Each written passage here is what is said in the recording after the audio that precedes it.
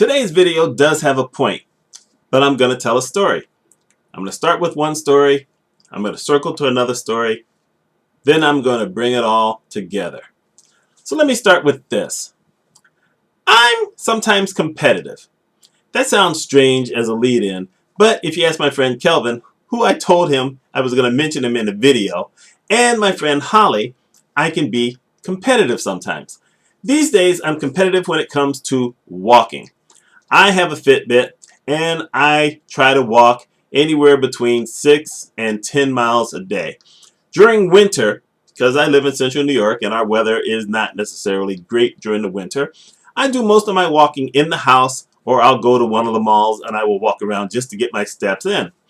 And if anyone is close to me that I'm connected to, I like to try to beat them by the end of the day.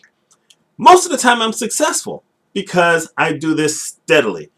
Every once in a while I'm not, or every once in a while I'm being pushed.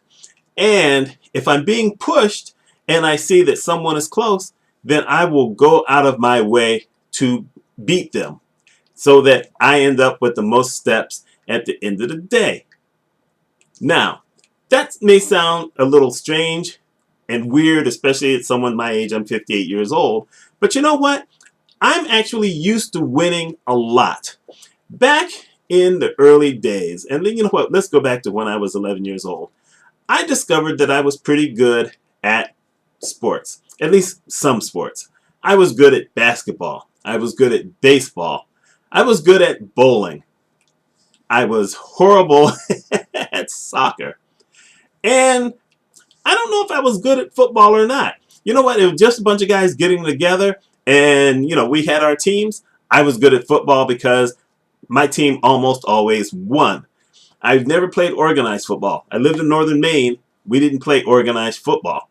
But I was good at every sport that I liked to play. And when I really put my mind to it, I was good at other things. I used to win a lot of trophies. I liked winning.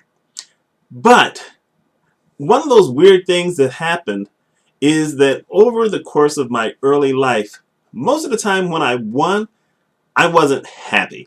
I was happy at that moment, but then later on, I wasn't happy. I was the only child, so I would win a lot of trophies. I would come home, and I would put the trophy in the window, and then I'd forget about it. Didn't talk about it after that. You either had another game to go, or you had to, wait a season, go to another season. So I won a lot. My teams didn't always win, but I won a lot of individual trophies. And when my team won, I felt good at that moment. And then it was gone. I did pretty good in school. I wasn't always top. At one point I was, but then stuff got in my mind and I didn't care anymore. If I could read a book and remember it and get a B on a test, I was happy. And that happened a lot. I got a lot of B's because I was a reader. I didn't feel like studying all the time. I didn't have to be at the top.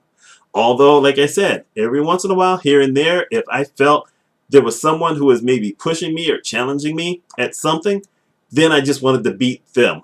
It was just that way. I used to shoot pool. I love shooting pool. I love the balls hitting each other. I just love the sound of it.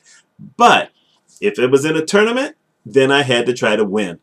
And I won half the time. I didn't play a lot of pool tournaments. And that's just how my mind always worked.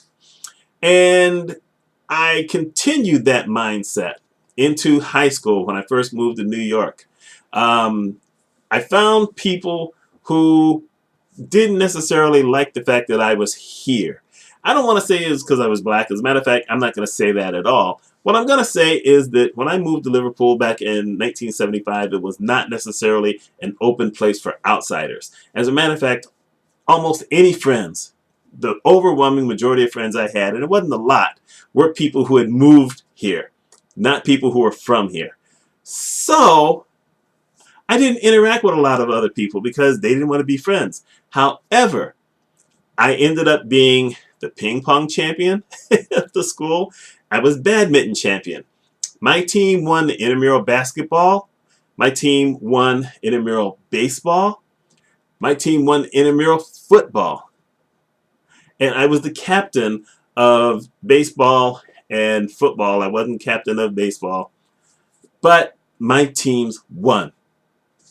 I still earned more bowling trophies here and there. I win patches and all these other kind of things. Tennis. I lost one tennis match ever. And I challenge people all the time. The thing is that when I won tennis and when I won ping pong and won badminton, I didn't play the way people expected that I was going to play, or the way they expected that I would play because it was the way they played. For instance, in ping pong, where people were doing this thing and they're hitting everything real hard, I just blocked everything back until the other person got tired and they missed. So I didn't have any offense. I didn't care. I just wanted to win. When I played badminton and people would be doing all this stupid stuff, I would just dink the birdie over the net at different angles. So I wasn't hitting it back at them. Nothing said that you had to play the way everyone else did. The idea was to win. When I played tennis, Dad taught me how to play tennis. We went out and played tennis after Arthur Ashe won in 1975, won Wimbledon. And Dad, who was a ping pong champion, by the way, taught me the slice. So I would serve and then I would just like slice the ball. And by slicing, I had great control over the ball. So I could pretty much anywhere I wanted to. So everyone else would be trying to hit hard. I would just slice it back at them. And when the slice hit the ground, the ball would slow up. And when the ball slowed up, then they had to lunge. And so they lunged, they're out of place. I'd dink it over there. I'd dink it over there. I could hit it over their heads. I had total control. The only guy ever beat me was ranked number 2 at Oswego State. He was the number 2 ranked. I never went out for tennis. I never even thought about doing it. But I did okay. So like I said, I won a lot. In college, my softball team won both years that I played. I was captain both years. And then I just stopped kind of caring. Because at that point, my mindset moved to a different direction. I didn't necessarily care about winning all the time. I cared about doing kind of what I wanted to do and learning what I wanted to learn. And so that was it. And so I still participated in bowling. And every once in a while, if there was a pickup game, I would play. But I pretty much had lost that killer instinct. Because back then, I was playing to impress everybody else. The reason I say that, when I played tennis, I told you I only lost one match ever, but I didn't win every single game. Sometimes I did. Most of the times I did. But if I lost a game, I hated myself. When I played one-on-one basketball, if someone scored a basket on me, I was depressed. I won almost all the time. But if someone scored a basket, I was depressed. That's a horrible way to live. And I just felt that if someone won even a little bit, that I wasn't perfect, that I wasn't good enough, and I wasn't going to go anywhere. And it's a horrible way to live. So at a certain point, I had to learn to kind of let that go. Now, the difference between back then and now is that I walk for me. I want to get exercise in. I want to stay healthy. I've got diabetes, and I found out that walking helps keep my numbers down. I've lost weight, not tons of weight, but I've lost a lot of inches. I used to have a behind. I don't have that anymore. My thighs, almost my entire life had always been really big. I'd always been kind of muscular. Well, okay, let me rephrase that. Not muscular, but I had strong legs. I regularly pressed 300 pounds with my legs. I ain't pressing 300 with these legs. They just lost all that mass that I used to have. But I'm healthier. And I think that you have to relay this to the idea of success. You know, there are people who say that you have to kill yourself to be successful, that you have to just really go out of your way. I totally disagree with that. I have done a couple of videos here over the years. One where I said you don't have to kill yourself to be successful. And another where I said you don't have to be the top person to be successful. There's a guy named David Goldsmith. Not sure if he still likes me or not, but, you know, I still have positive thoughts about it. And he gave a presentation to a group that I was president of years ago where he said that success could be winning by an inch. It can be winning by a nose. You've heard of horse races where someone wins by a nose. But you can also win by finishing second or third or 10th if the prize or if the result is enough for you to say, hey, I'm doing well.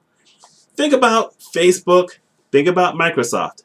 Think about whomever. You might not be the number one guy. You may not be Jeff Bezos of Amazon or Bill Gates. You may not be those guys. But other people who got in early, they all became millionaires.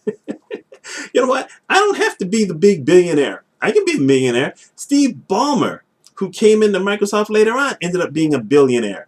And he is still way low on the list. I wouldn't be mad at that.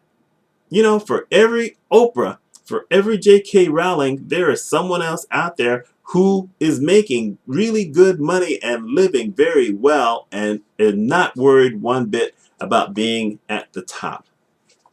So, who are you really trying to be successful for? Are you trying to be successful for yourself?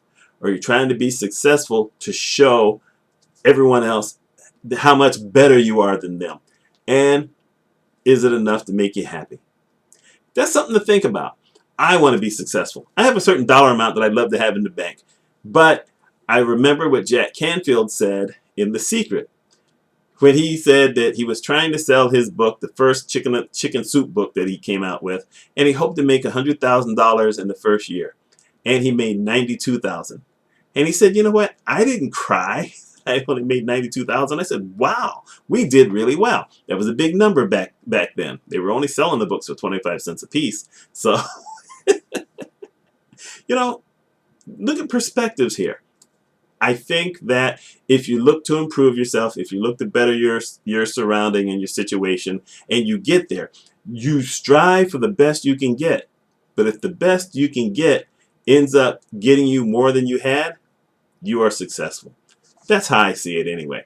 Let me know your thoughts on this. Like I said, I told the first story, told the second story, brought it all back together.